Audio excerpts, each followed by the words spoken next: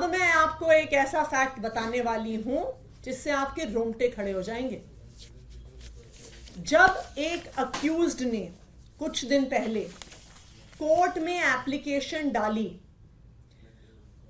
और कहा कि मुझे सीसीटीवी फुटेज चाहिए, तो क्या हुआ? उन्होंने एप्लीकेशन क्यों डाली? क्योंकि उनका जो ये अक्यूज्ड थे, एक सरकारी गवाह से ईडी में आमना सामना करवाया गया। उस आमने सामने में सवाल जवाब हुए, स्टेटमेंट्स दी गई, अक्यूज्ड द्वारा दी गई, सरकारी गवाह द्वारा दी गई। इस पूरी प्रक्रिया में उस कमरे में एक सीसीटीवी कैमरा लगा हुआ था। यह पूरी प्रक्रिया सीसीटीवी कैमरा की निगरानी में हुई। लेकिन जब वो स्टेटमेंट कोर्ट में जमा कराई गई तो अक्यूज्ड ने देखा कि जो बात कमरे के अंदर हुई थी और जो बात कागज पर आई है वो दोनों अलग अलग हैं। और इसीलिए इस केस के उस अक्यूज्ड ने सीसीटीवी फुटेज के लिए एप्लीकेशन डाली।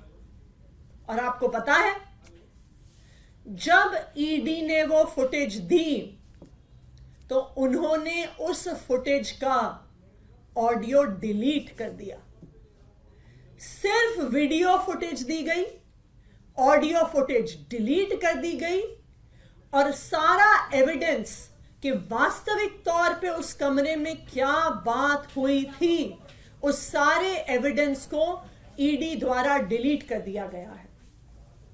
और ना सिर्फ उस एक मैटर में, आम आदमी पार्टी के पास विश्वसनीय सूत्रों से यह खबर है कि जब से ये एक्साइज पॉलिसी का इन्वेस्टिगेशन शुरू हुआ है, पिछले 1.5 साल की सारी इंटेरोगेशन, सारे सवाल जवाब जो हुए हैं ईडी में, सबकी ऑडियो फुटेज को डिलीट कर दिया गया है इन्फोर्समेंट डायरेक्टोरेट द्वारा, ईडी द्वारा।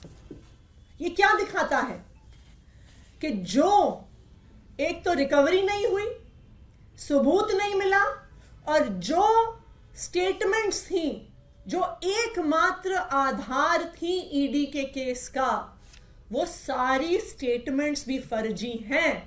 क्योंकि अगर स्टेटमेंट फर्जी नहीं होती तो आपको ऑडियो डिलीट करने की क्या जरूरत थी?